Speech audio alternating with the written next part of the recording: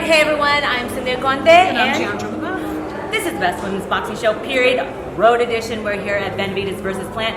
Dreamland, Milton, you are getting taller by the minute, or maybe I'm just getting shorter. Oh, you guys can come on in. Yeah. There you go. You're not in our shot, don't worry. No, you're good. Yeah, go ahead. Dreamland, Milton, we saw you. Whenever you're roaming around, that means you're going to have a fight coming up. Yeah, that's it. So I'm in the building right now. I support my guy Caleb Plant. So if you ask me later, that's what I'm going for. But yeah, you know what? We're gonna see. I think you know what I'm saying. As long as the man gets his hand raised, that's a job well done. But yeah. So I'm back in the ring myself next weekend. Top next rank. weekend. That's right. So I'm on the point right now. Tulsa card, yeah. That's it. Real fast, I saw you fought on the Jake Paul card. Oh no, the most recent one, and you had a spectacular knockout. You laid that man flat. What do you say? How do you say it? Like a Ronda? You got knocked the. No, the Rolodex chair, the Rondadox chair. You laid him out. Oh, you laid him out like an Adirondack chair. You know those chairs you get like when you're having a barbecue and they fold up. Oh yeah. That's how. Yeah. Those are some comfortable chairs too. I don't think he was as comfortable. I don't think now. You know what I'm saying. Oh, sorry. But great victory, great knockout, statement victory, went viral. People were watching it. How many times have you gone back and watched it, other than memes and things that people reposted and reshared? Well, sometimes, you know what I'm saying, like, actually, it's never come down. It's still I thought you was about to pull it out on the phone, like I got it right here. I know. Let me do. He's like, the background, my screensaver, actually. Oh, it kind of just a reminder. Can you put it up there? You know what I'm saying? It's kind of just a reminder. So I mean, if you look close, All right. But yeah, I'm not mad at that. You know what I'm saying? It was definitely a marquee victory for me. It made a statement. You know what I'm saying? It helped me skip a couple of steps here and there about getting my name out there and knowing what I'm about. So yeah, it's always been a special moment for me just to know, like, to share that opportunity for my first ESPN fight at home. You know what I'm saying? And my third fight ever. So a lot of professional fighters don't get a chance to fight in their hometown, and here I am. I'm doing it. I'm coming home, bringing a lot of life, and bringing a lot of money to my city. So that's dope. You also have Deontay Wilder. I know that you guys have been talking, or like I know your names are always together. I remember Mike Leonardi to talk about it. I think didn't you do camp with him here? We saw some Vegas. pictures. Yeah, we saw some. So just how have you felt the power? Well, that's the thing. So I haven't sparred with Wilder yet. We were going to arrange something for his last fight. But no, we didn't end up sparring. We didn't end up sparring that last time. So it's something that's in the works, though. You know what I'm saying? Of course, when people come out here to Vegas, I'm like the heavyweight to go to as far as like, I'm the guy to kind of check in with to make sure like his skills is on point. And that's been a blessing to have those opportunities to mix it up. I just came from camp with Anthony Joshua. He's also getting ready for How was that? Oh no, it was a beautiful thing. You know what I'm saying? I got a lot of respect out there, and I got a lot of respect for the team. And it's something that we'll probably keep a door open for myself down the line as well. Continue to work with him, Derek James, going out and learn from the champs like Earl Spence and stuff like that. So it was a great experience. Did you chop wood? Yeah, you know what? I seen him. He's like, yo, man was chopping that wood, yo. I mean, that's real old school. I mean, that was a real axe. The blade was sharp. You know what I'm saying? So I didn't chop it this last time. You know what I'm saying? Because we were headed out whenever Derek pulled that out. But I'm from Oklahoma. That's something that we do. You know what I'm saying? I've been doing that country strong, baby. Okay. What do heavyweights need to do to bring it back to the Forever division? Everything was always, in the background of the marquee today. It's about the George Foreman thing coming out. What do heavyweights got to do to make them the division and take the crown from the welterweights? Yo, we got to fight. Simple as that. You know what I'm saying? We got to make sure that the best is fighting the best. We got to make these fights happen like the Fury Usyk fight. It has to happen. You know what I'm saying? So we get that face, we get something understood. Let's make money, let's fight. Well, I can't wait. You know what? This is one thing. I mean, it's always polarizing. We have now been all those flowers for everything you've done for women's boxing and bringing new eyes to the sport. You are sponsored by Better, am I right?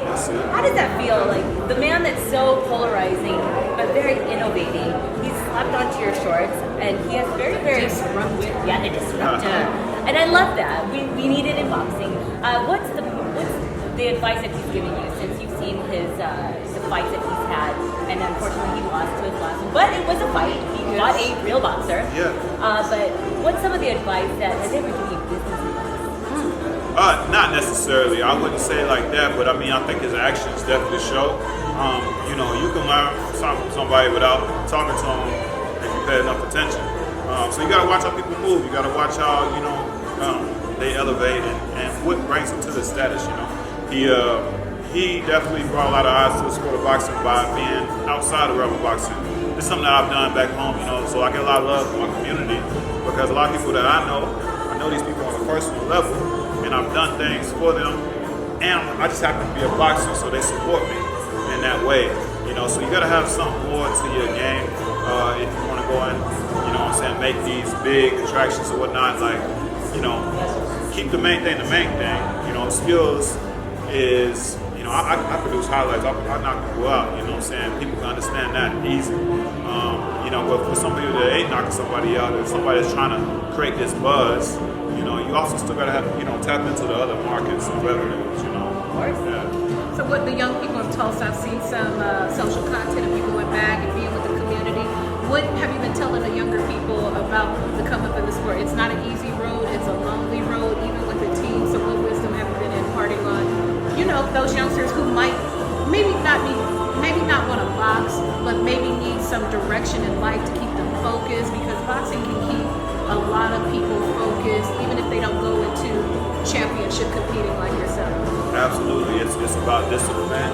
You know what I'm saying? Like, and not putting a cap on yourself. So like, whatever you're doing in life, you know, always think to yourself, like Lil Wayne said, no ceilings. You know what I'm saying? We don't got no ceilings in anything that we do. So like, you know, I'm always striving to be better, a better individual, a better person, in and out the ring. And I tell that to the kids. You know, it's a beautiful thing, because I see even like not only the kids but the grown men back home. You know, they're starting to really take up into boxing. And some of the guys that I graduated with, I watch them, and they're going around, they're training people how to box now. And I know, you know, without taking all the credit, you know, I'm responsible for a lot of that buzz in the city right now when it comes down to, you know, people want to explore this as an option, you know.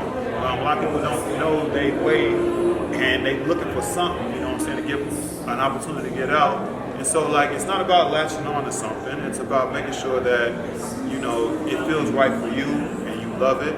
And so if you love something, you're going to be disciplined enough to pursue it without somebody telling you to pursue it. These coaches don't have to get me in the gym. These coaches don't have to tell me to come up to an extra workout. You know, I make it a point to be there on my own because I love the game. You know, I want to ask you this question because since you were in camp with Anthony Joshua, and a lot of people have said, you know, moving to different trainers may not help because it's really about him. But there was something he said that he's still learning his craft. After being a heavyweight champion of the world, and he was so popular, he's a big ticket item. But for him to go back to the country, go chop some wood, you know, strip everything that he's learned, and he's still learning his craft. What did you learn about Anthony Joshua when you trained with him? Yeah, I learned that, you know, he's a champion in that sense, you know, because you can always be big-headed, you know what I'm saying, like, and feel like I know it all or I'm ready for something like that, and then you can learn something new, you know, you can learn something new from anybody. I always tell people that no matter, you know, if you think you got him in class or you think you got him like, oh, my experience, because I mean, he's been everywhere. He's fought Klitschko, he's fought, you know, all these names, you know what I'm saying, successfully done it too. And, you know, for him to still admit, like, okay, what can you show me? You know, that's the process that you're always learning, you know what I'm saying? Like, no matter what career you pull in life, no matter what you do, you're always going to be working, you're always going to be learning. So, like, yeah, don't ever settle. Never stop, never settle. Sponsor this man. Yeah, there you go. Sponsor this have man. you been to Derek James's river or lake or Errol Spence's farm? No, I wasn't out there, you know what I'm saying? But there definitely some chickens or something back there. I don't know. It's definitely. You should get some chicken. I was just about to say. That's the money. You can hustle. That's the new hustle right there. That's gold. Yeah. I just posted this picture on Twitter. I think me selling some chicken eggs. You know what I'm saying? I did see that. Dreamland got them eggs. Eggs on it, you know what I'm saying? Quarters. All right, well, let's wrap this up. Get predictions real fast. He's already predicted plan. No, take Garcia. Ooh, okay. It's gonna be a very competitive fight. I feel like you can compete with Tank until you get knocked out. So, Tank, he'll have to figure out the range, he'll have to come in. But when it comes down to it, I think he'll find a way to get the stoppage because he's Tank. Do you follow him in boxing? Yeah, I'm pretty. So Heidi Taylor versus Chantel Cameron. Okay, She's now. trying to go 2 division undisputed. Taylor. She's taking on Cameron's belt. Yo, Katie Taylor is the woman. You know what I'm saying? When it come down to her, Quincy Shields, like I think them two, that Shane will never see them fight because they're in such different weight classes. But I've been a huge Katie Taylor fan since I was an amateur, and I would never bet against her. All right, we're gonna make sure. Thank you, Dreamland Milton. Can you tell everyone your socials and where and when they can see you fight on ESPN Plus? Yeah, definitely check me out at Dreamland _Milton on Instagram or Dreamland Milton on Twitter. And yeah, you'll see me back in the ring April 1st on the Top Rank card, ESPN Plus. Tulsa, Oklahoma. Who are you fighting? Oh yeah. We looked in the box rec. We were sure to be nosy before you walked over here. Yeah, the sad thing about it is You don't have an opponent. Right now, I'm gonna be surprised too, because we've had 3 people pull out in the process of this. They saw they saw that clip. Yeah, hell no. it's a blessing and a curse in its own way. You know what I'm saying? Because you're trying to build and get to certain points and stuff like that. But I've really outdone myself with my highlights, and I'm proud of that. And so I'm ready for whatever comes Saturday. Someone's gonna be like, put me in with. I can take him on. I can knock him out. Let's see. As long as they don't walk out the ring like that one fight where the guy walked in and walked right back out.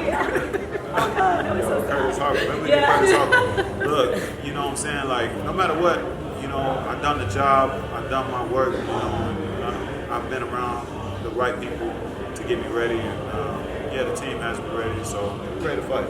We'll send our love to Bob Aram. We love him. We miss him, and he's doing well. Tom, he's come on our show. We've invited him many times. We have a care package for him. Yeah. Wow. You got a gift over here, Bob. It is. All right. Okay, you guys tune in. Dreamland Milton. He's fighting next week. You better get your ass. Well, you are in shape. You don't need to be in shape. Just stay on shape. I'm Cynthia Conte. And I'm Jeandra LeBeauf. Thanks for tuning in to another edition of the Best Women's Boxing Show. Period. See you guys in the Fight Podcast.